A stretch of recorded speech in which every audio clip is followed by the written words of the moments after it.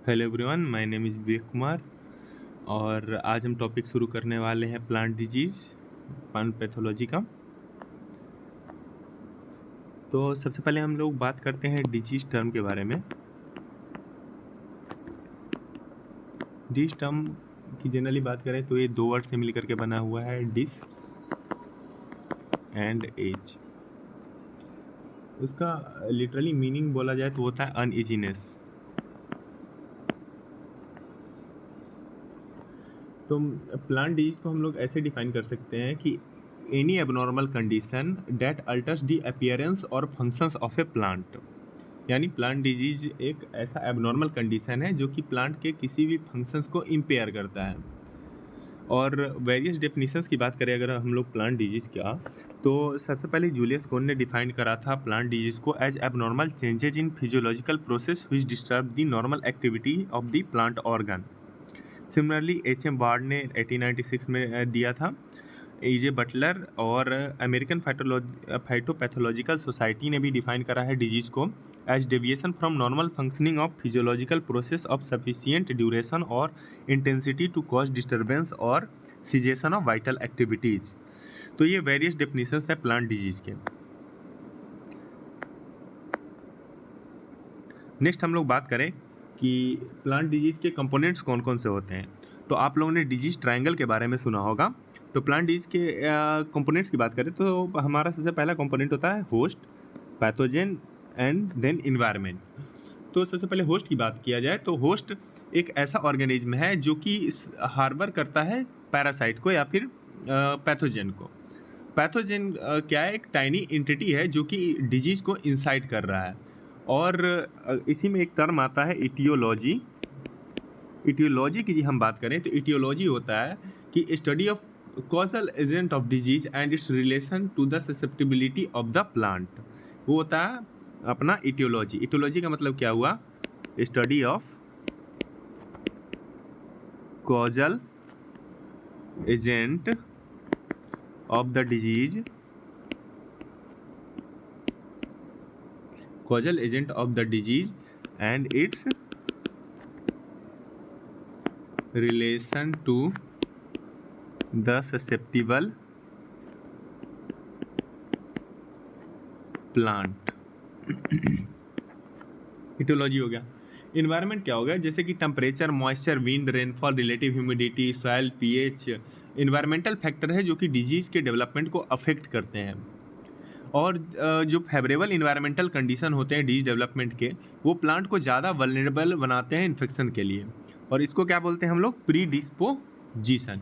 यानी pre disposition term को अगर हम लोग डिफाइन करें, यानी एक टर्म होता है प्री डिस्पोजिशन।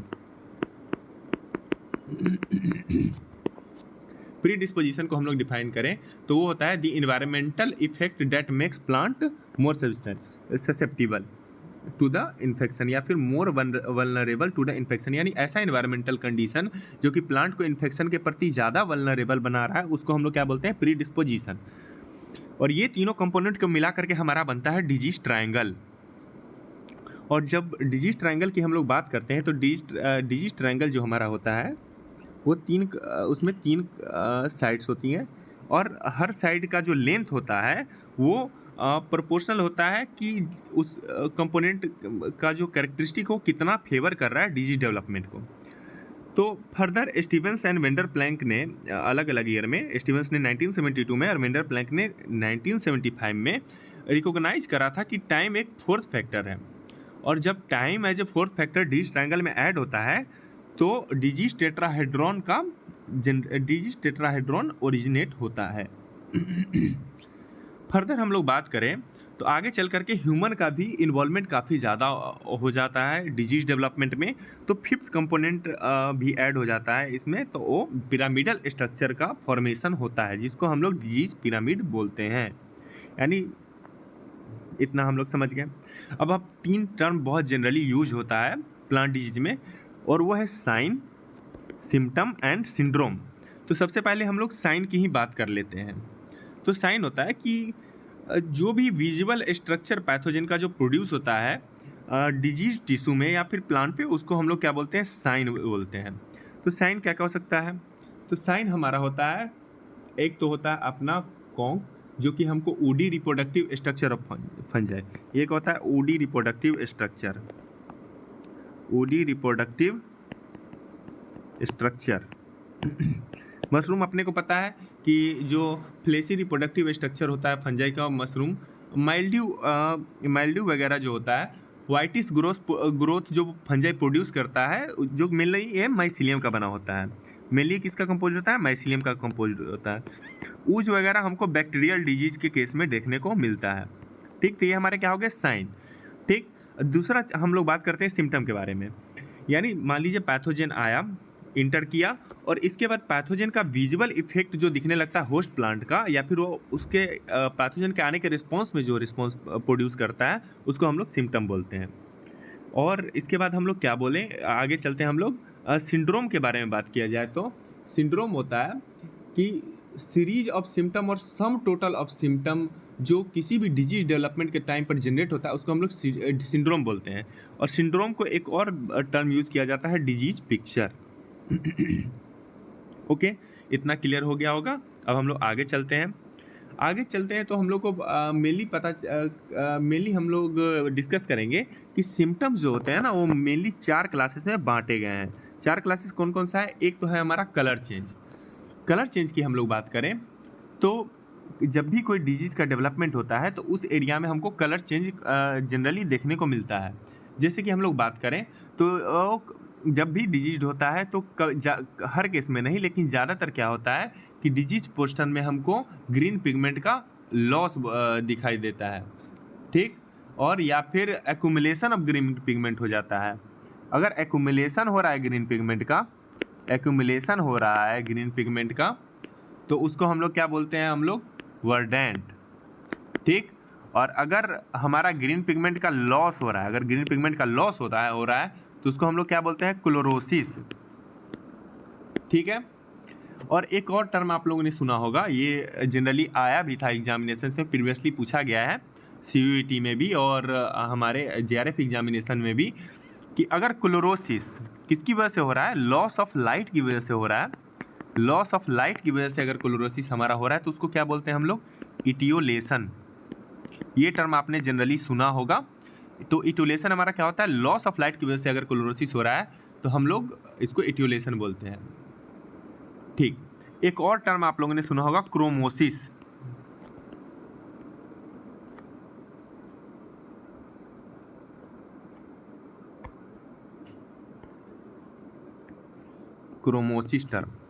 क्रोमोसिस टर्म की बारे में बात करें तो अगर हमारा ग्रीन पिगमेंट है वो अगर रिप्लेस हो जा रहा है, किससे रिप्लेस हो जा रहा है, हमारा रेड या फिर ऑरेंज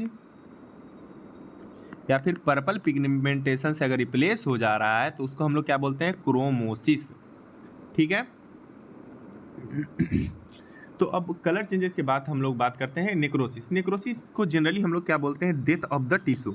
नेक्रोसिस का मतलब क्या होता है, टिश्यू हमारा डेड हो चुका है, डेथ ऑफ द टिश्यू। ठीक है, तो जब हमारा प्रोटोप्लास्ट जनरली हमारा डिजेनरेट हो जाता है तो हमको क्लोरोसिस देखने को मिलता है, यानी लॉस ऑफ ग्रीन पिगमेंट। लेकिन क्लोरोसिस के बाद जस्ट फॉलो जो होता है वो डेथ ऑफ द टिश्यू और ऑर्गन होता है इन्फेक्टेड प्लांट का, उसको हम लोग नेक्रोसिस बोलते हैं। और ये काफ़ी कॉमन और काफ़ी डिस्ट्रक्टिव डिजीज होता है। सिमिलरली हम लोग बात करते हैं हाइपरट्रॉपी एंड हाइपरप्लेसिया। ठीक है, अगर हाइपरट्रॉफी की हम लोग बात करते हैं तो ये जनरली पूछा जाता है हाइपरट्रॉफी। देखिए, हाइपरट्रॉफी दोनों के केस में क्या होता है कि ऑर्गन काफ़ी तेज़ी से साइज में इंक्रीज होते हैं, बट दोनों में डिफरेंसेस है कुछ। जैसे कि हाइपरट्रॉफी का केस अगर होगा तो उसमें सेल साइज बढ़ेगा, क्या बढ़ेगा, अपना सेल साइज बनेगा। और हाइपरप्लेसिया का केस होगा तो उस केस में हमारा क्या होगा, उस केस में हमारा नंबर ऑफ सेल्स बढ़ेंगे।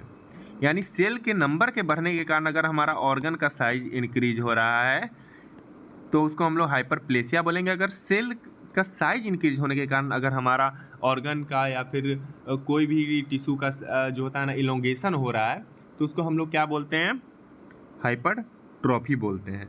ठीक है, इसके दोनों के केस में हमारा क्या होगा, साइज इंक्रीज होगा, ठीक है ना। जैसे कि हम लोग देख लेते हैं इसमें क्या क्या होता है। जैसे कि आपने बहुत सारे डिजीज में देखा होगा कि फ्लोरल एबनॉर्मेलिटीज आ जाती हैं, ठीक है ना। क्यों? क्योंकि उस केस में क्या हो जाता है ना, ऑर्गन का ओवर डेवलपमेंट हो जाता है। इलोंगेटेड इंटरनोड, गॉल या फिर ट्यूमर, कर्ल, विचेज, ब्रूम, ये सब किसके कारण होता है? हाइपरट्रॉफी या फिर हाइपरप्लेसिया के कारण होता है। जनरली जैसे कि हाइपरट्रॉफी में ऑर्गन का साइज इंक्रीज हो जा रहा है या फिर टिश्यू जनरली इंक्रीज कर रहा है रैपिडली। सेम हमारा होता है हाइपरप्लेसिया का बात किया जाए तो इसमें क्या हो रहा है? बिल्कुल अपोजिट हो रहा है। इसमें क्या हो रहा है कि या होल प्लांट या फिर किसी भी प्लांट ऑर्गन का रिड्यूस डेवलपमेंट हो रहा है, ठीक है ना। तो हाइपोप्लेसिया में क्या होता है? ड्वार्फिंग, स्टंटिंग,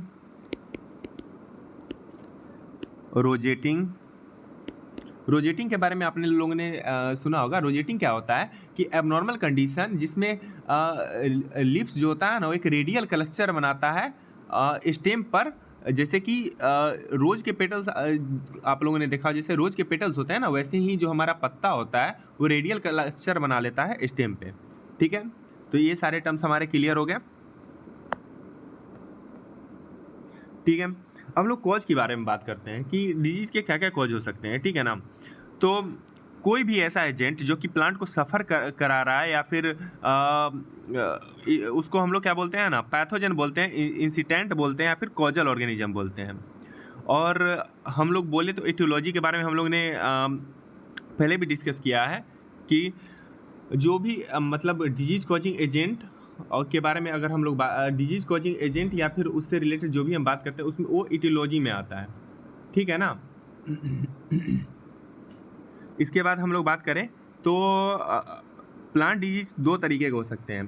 प्लांट डिजीज के जो कॉजेज हो सकते हैं दो तरह के हो सकते हैं। एक तो लिविंग एनिमेट और बायोटिक कॉजेज होता है, दूसरा नॉन लिविंग इनएनिमेट और एबायोटिक कॉजेज है, ठीक है। ठीक है, तो नेक्स्ट हम लोग चलते हैं प्लांट डिजीज के कॉज के बेस पे कितने तरह के इन्फेक्शन होते हैं, टाइप ऑफ इन्फेक्शन के बेस पे प्लांट डिजीज कितने तरह के होते हैं, ठीक है। तो हमारा दो तरीके का इन्फेक्शन हो सकता है, एक तो लोकलाइज डिजीज हो सकता है और दूसरा होता है हमारा सिस्टेमिक डिजीज। तो लोकलाइज की बात किया जाए कि अगर डिजीज का डेवलपमेंट रिस्ट्रिक्टेड होता है साइट ऑफ इन्फेक्शन, जहाँ पर साइट ऑफ इन्फेक्शन हुआ है पैथोजन के द्वारा, और या फिर लिमिटेड रहता है एक डेफिनिट एरिया या फिर एक डेफिनिट ऑर्गन तक ही सीमित रहता है, तो उसको हम लोग लोकलाइज डिजीज बोलते हैं। लोकलाइज डिजीज में क्या का एग्जांपल क्या हो सकता है? लीफ स्पॉट हो सकता है या फिर एंथ्राक्नोज। इन डिजीज में आपने देखा होगा कि जहाँ पे पैथोजन इन्फेक्शन करता है जनरली उसी एरिया तक हमारा डिजीज कन्फाइंड रहता है, पूरे सिस्टम में ये डिजीजेज नहीं फैलती हैं, तो उसको हम लोग लोकलाइज डिजीज बोलते हैं। दूसरा हमारा है सिस्टेमिक डिजीज।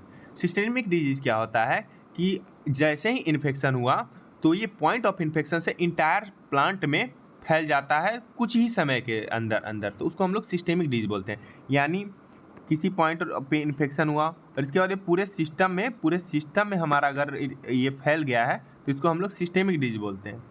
जैसे कि लूज स्पॉट ऑफ व्हीट हो गया, ये हमारा सिस्टेमिक डिजीज है। पर्ल मिलेट डाउनी माइल्डी यानी डाउनी माइल्डी ऑफ पर्ल मिलेट जो होता है, और वायरल डिजीज तो जनरली सिस्टेमिक ही होते हैं, और कैंडिडेटस फाइटोप्लाज्मा डिजीज। ओके, तो ये हमारे डिफरेंसेस थे लोकलाइज एंड सिस्टेमिक। यानी लोकलाइज की बात कर ले फिर से, अगर हम आप जनरल टर्म्स में बात करें तो लोकलाइज जहाँ पे इन्फेक्शन हुआ वहीं पे सिर्फ हमारा डिजीज का सिम्टम दिखेगा। Systemic disease point of infection के अलावा पॉइंट ऑफ इन्फेक्शन पे तो हमारा सिम्टम दिखेगा ही, इसके अलावा वो पूरी प्लांट के पूरे हर जगह पे फैल सकता है, तो उसको हम लोग सिस्टेमिक डिजीज बोलते हैं। दूसरा हमारा बेसिस है क्लासिफिकेशन करने का डिजीज का, वो है परपेचुएशन एंड स्प्रेड के बेसिस पर। तो उसमें हमारा एयर बॉर्न हो सकता है, सीड बॉर्न हो सकता है, सॉइल बॉर्न हो सकता है, और या फिर वेक्टर बॉर्न हो सकता है। सॉरी, यहाँ पे रिको नहीं है, यहाँ पे राइस है, टाइपिंग मिस्टेक। तो एयर बॉर्न डिजीज जैसे कि हमारा टिक्का लीफ स्पॉट हो गया, seedborne loose spot of, ये तो काफ़ी कॉमन एग्जाम्पल है, हर नोट्स और PDF में आपको मिल जाएगा। इसके बाद हम लोग बात करते हैं सॉइल बॉर्न डिजीज, यानी रूट रॉट, डैम्पिंग ऑफ वगैरह, ये सारे डिजीज जनरली जो हमारे होते हैं ना, ये हमारे सॉइल बॉर्न डिजीज होते हैं। वेक्टर बॉर्न डिजीज की बात करें तो आपने राइस टंगरो वायरस के बारे में देखा होगा, या फिर जनरली ज़्यादातर जो वायरल डिजीज होते हैं वो हमारे कैसे होते हैं, मतलब वेक्टर बॉर्न होते हैं, और फाइटोप्लाज्मा डिजीज भी जो है वो वेक्टर बॉर्न है। इसके बाद आइनोकुलम मल्टीप्लिकेशन के बेसिस पर हम लोग देखें तो हमारा हो सकता है मोनोसाइक्लिक एंड पॉलीसाइक्लिक डिजीज। ठीक है, मोनोसाइक्लिक डिजीज की हम लोग बात करें, अगर मोनोसाइक्लिक की बात करते हैं हम लोग, तो मोनोसाइक्लिक को हम लोग बोलते हैं सिंपल इंटरेस्ट डिजीज, यानी सिंपल इंटरेस्ट डिजीज। इसको इसलिए बोलते हैं सिंपल इंटरेस्ट डिजीज क्योंकि जैसे कि हमारा सिंपल इंटरेस्ट कैलकुलेशन होता है ना पैसे के केस में, तो इसमें भी इसी तरह से इनका जो बर्थ रेट है इसी तरीके से चलता है, यानी एक जनरेशन ही सिर्फ इनका होगा क्रॉप्स, यानी एक life cycle of the crop में, यानी जो लाइफ साइकिल होता है क्रॉप में इनका एक ही जनरेशन होगा इन पैथोजेन्स का, तो इनको हम लोग सिंपल इंटरेस्ट डिजीज बोलते हैं। ठीक है, जैसे कि इसका एग्जांपल होता है मोनोसाइक्लिक का, हम लोग एग्जांपल की बात किया जाए तो इसमें हो जाता है हमारा विल्ट, रूट रॉट और लूज स्पॉट ऑफ वीट। यानी अगर पैथोजेन का एक ही जनरेशन हो कंप्लीट हो पा रहा है क्रॉप के इंटायर लाइफ साइकिल में, तो उसको हम लोग सिंपल इंटरेस्ट डिजीज बोलते हैं। जनरली इनका बर्थ रेट कैसा होता है, काफ़ी कम होता है। ठीक है, और कंपाउंड इंटरेस्ट डिजीज की हम लोग बात करें तो इसको हम पॉलीसाइक्लिक को कंपाउंड इंटरेस्ट डिजीज भी बोलते हैं, और ये जनरली दोनों टर्म किसने दिया था, वेंडर प्लैंक ने दिया था। ठीक है ना, और इनको पॉलीसाइक्लिक पैथोजेन इसलिए कहते हैं क्योंकि इनका जो है सब सेवरल जनरेशन हो जाता है, और सेवरल जनरेशन होता है क्रॉप के लाइफ साइकिल, यानी एक सीजन में इनका बहुत सारा जनरेशन कंप्लीट हो जाता है। ठीक है, इनका बर्थ रेट यूजुअली हाई होता है, यानी पॉलीसाइक्लिक का बात करें तो इनका आइनोकुलम पोटेंशियल भी जो होता है, ठीक है ना, वो काफ़ी ज़्यादा होता है, और इसके बाद इनका बर्थ रेट काफ़ी ज़्यादा होता है। ठीक है, शॉर्ट इंक्यूबेशन पीरियड और स्पोरुलेशन पीरियड काफ़ी शॉर्ट होता है, क्योंकि अगर स्पोरुलेशन पीरियड शॉर्ट होगा तभी ये हाई डिस्पर्स कर पाएंगे अपने स्पोर्स को और तेज़ी से मल्टीप्लाई हो पाएंगे। शॉर्ट इंक्यूबेशन पीरियड होगा तो ये भी एक कैरेक्टरिस्टिक है जिनके कारण इनका काफ़ी सारा जनरेशन एक सीजन में कंप्लीट हो जाता है। ठीक, तो पॉलीसाइक्लिक का एग्जांपल हम लोग बात करें तो इसमें हमारा आता है rust, powdery mildew and downy mildew pathogens, ये जनरली पॉलीसाइक्लिक डिजीजेस कॉज करते हैं। ठीक है, काइंड ऑफ सिम्टम प्रोड्यूस की बात किया जाए तो हमारा विल्ट हो सकता है, soft rot, anthracnose, rust, grain smut, ये सारे डिजीजेस के नाम आपने ऑलरेडी सुन रखे होंगे। ठीक है, अकरेंस के बेसिस पर हम लोग बात करें, अकरेंस के बेसिस पर हम लोग बात करें तो इंडेमिक, एपिडेमिक, जिसको हम लोग एपीफाइटोटिक बोलते हैं, sporadic and endemic, pandemic disease. Endemic disease की बात किया जाए तो एक डिजीज को हम लोग इंडेमिक कब बोल सकते हैं, जब वो कॉन्स्टेंटली प्रेजेंट हो मॉडरेट टू सीवियर फॉर्म में और एक रीजन या फिर एक डिस्ट्रिक्ट में कन्फाइंड होकर के रह जाए, तो उस डिजीज को हम लोग क्या बोलते हैं, इंडेमिक डिजीज। यानी इसमें की पॉइंट्स की अगर बात किया जाए तो की पॉइंट्स क्या है कि ये मॉडरेट टू सीवियर फॉर्म में जो होता है कॉन्स्टेंटली प्रेजेंट होता है, कॉन्स्टेंट होगा, मॉडरेट टू सीवियर फॉर्म में होगा और कन्फाइंड होगा, और जनरली क्या होता है, कन्फाइंड होता है, कन्फाइंड टू अ लोकेशन। ठीक है, इसका एग्जांपल की बात करें तो एक जनरल क्वेश्चन जो यहाँ से बनता है और जनरली एग्जाम से पूछा जाता है वो है आपका पोटैटो वाट डिजीज। कौन सा डिजीज है, जो कौन कज करता है, सिंचाइट्रियम इंडोबायोटिकम।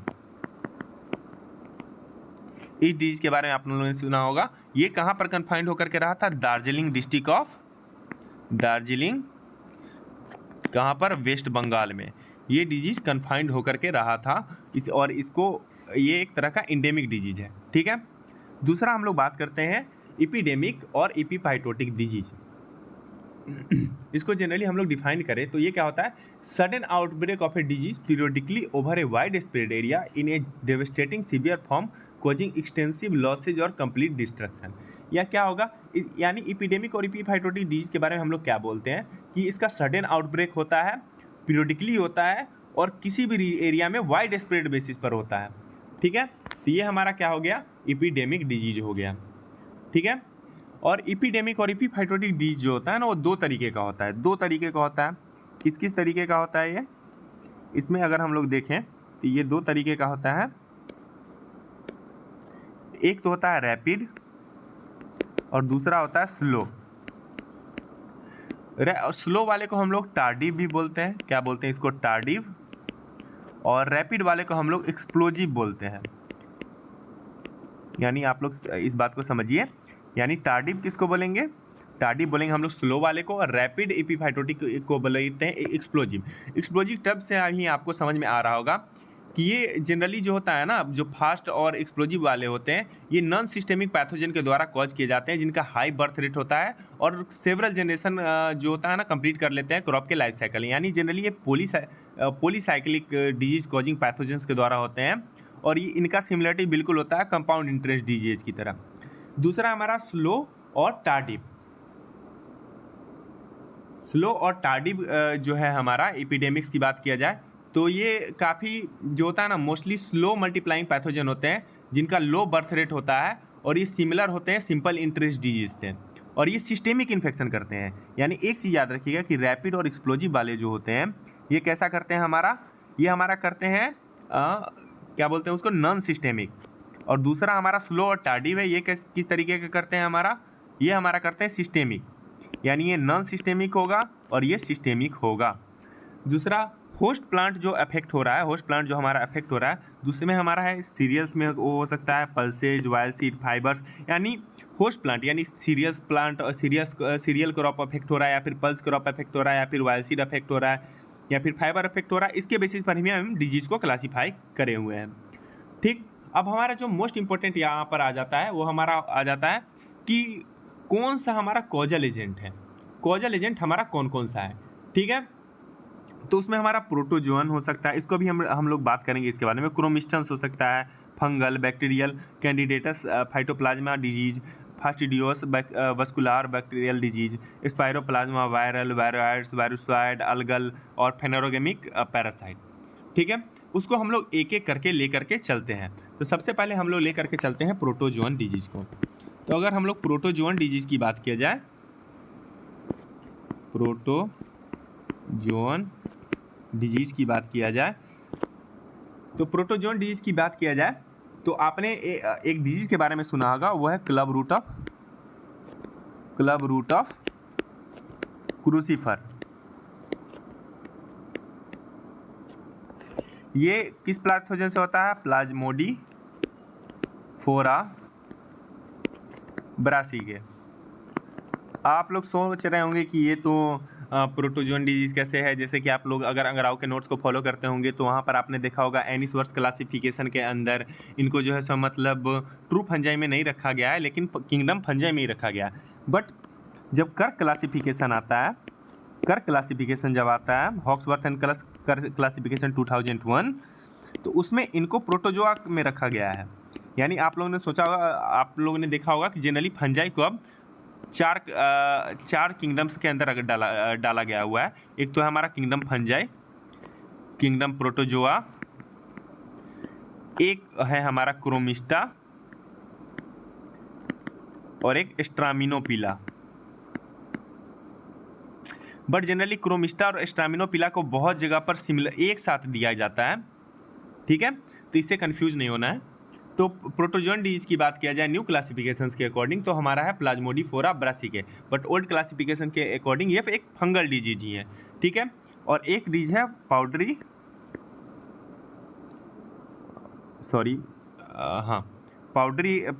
Scab of potato.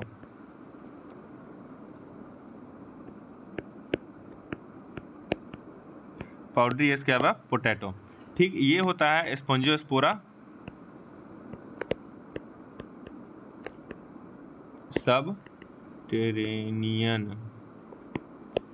ठीक है, ये दोनों इसलिए इंपॉर्टेंट है क्योंकि आगे हम लोग इसके बारे में देखेंगे कि एक डिजीज होता है पोटैटो मॉप टॉप, ये इसको ट्रांसमिट करने में मदद करता है। ठीक है, इसके बाद हम लोग अगर क्रोमिस्टन डिजीज की बात किया जाए तो क्रोमिस्टन डिजीज में अपना आ जाता है, क्रोमिस्टन की बात किया जाए तो इसमें हमारा जो है so let blight of potato, यानी इसमें जनरली हम लोग बात करते हैं जितने भी फाइटोप्थोरा एंड पाइथियम से जितने भी डिजीज होते हैं, वो हमारा किस में आता है, क्रोमिस्टन डिजीज में आता है। और डाउनी माइल्डू ये सब हमारे किस में आते हैं, क्रोमिस्टन में। फंगल डिजीज के बारे में तो आप लोग ने जनरली देखा ही होगा। फंगल डिजीज कौन सा होता है? Powdery mildew, anthracnose, rust, smut. ये डिजीज जनरली कौन से होते हैं? हमारा फंगल डिजीज होते हैं। ठीक, अब बैक्टीरियल की बात किया जाए,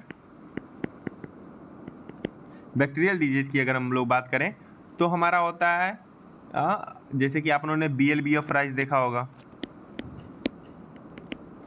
दूसरा बैक्टीरियल विल्ट,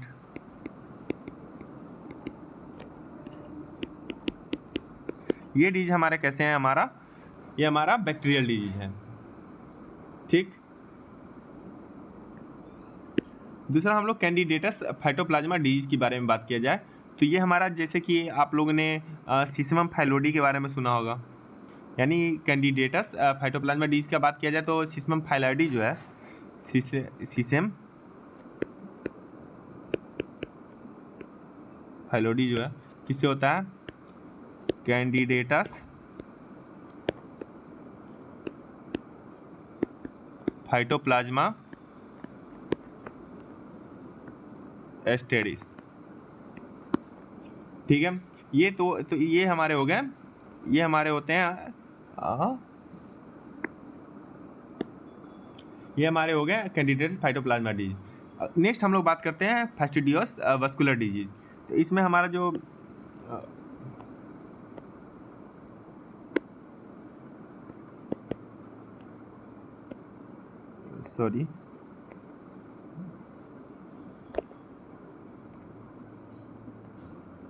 नेक्स्ट हम लोग बात करते हैं फास्टिडियोस वस्कुलर बैक्टीरियल डिजीज के बारे में हम लोग बात करते हैं। तो उसमें हमारा जो 6 नंबर पे आता है fastidious vascular bacterial disease.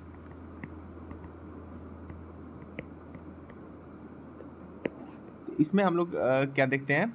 Citrus grinning. Citrus grinning हमारा किसका एग्जाम्पल है? फास्टिडियस वस्कुलर बैक्टीरियल डिजीजेस का।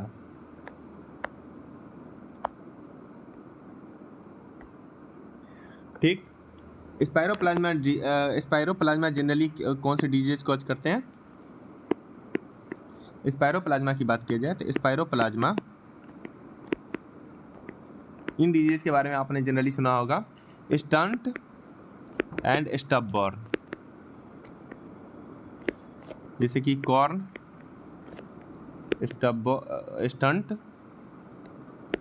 And citrus stubborn. ये किससे होता है? Spiroplasma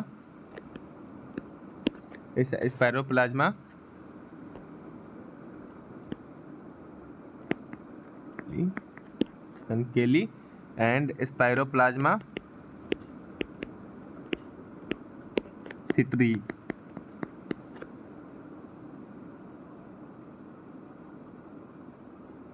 sorry one mistake.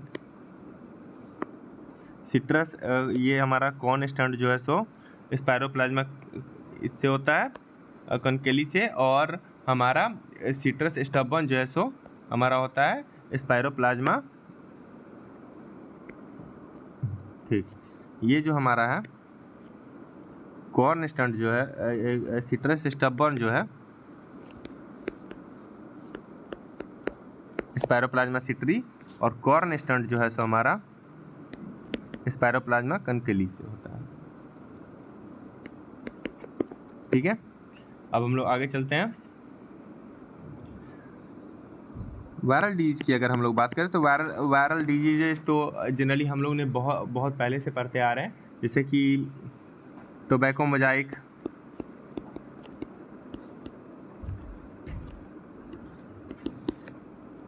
Tomato spotted wilt,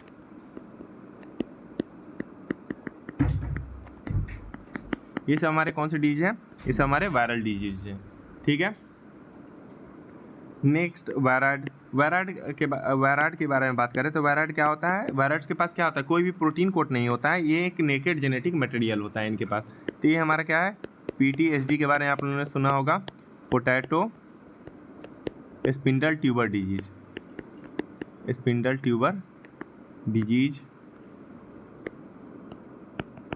citrus इग्जोकॉटिस,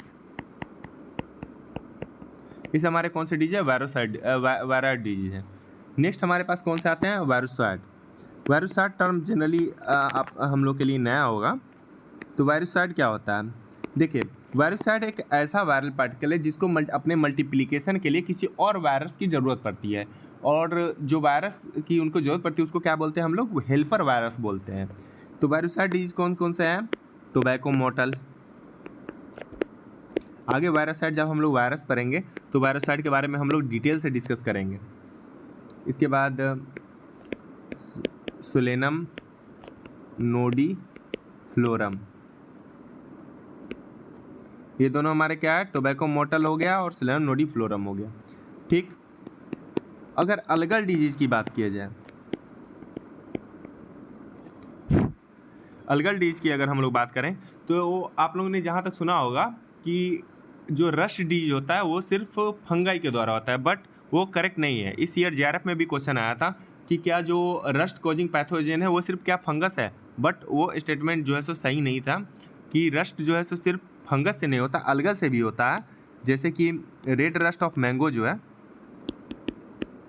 red rust of mango और सिट्रस सपोटा, यानी मेनली फ्रूट ट्रीज में जो रेड रस्ट होता है वो किससे हमारा होता है, अलगाई से होता है। ठीक है,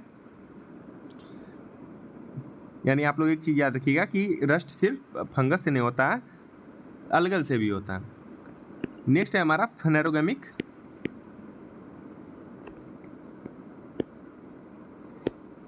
पैरासाइट।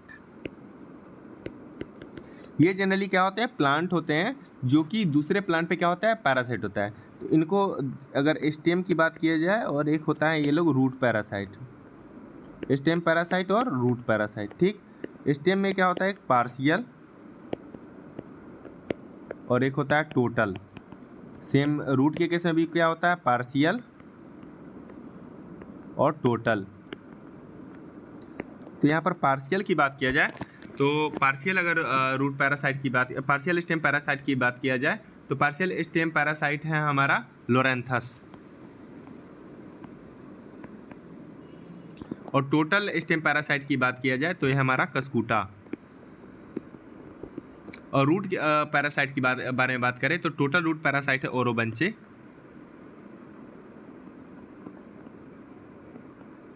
और सॉरी पार्शियल है ये हमारा पार्शियल नहीं, टोटल है, ये हमारा पार्शियल है, सॉरी।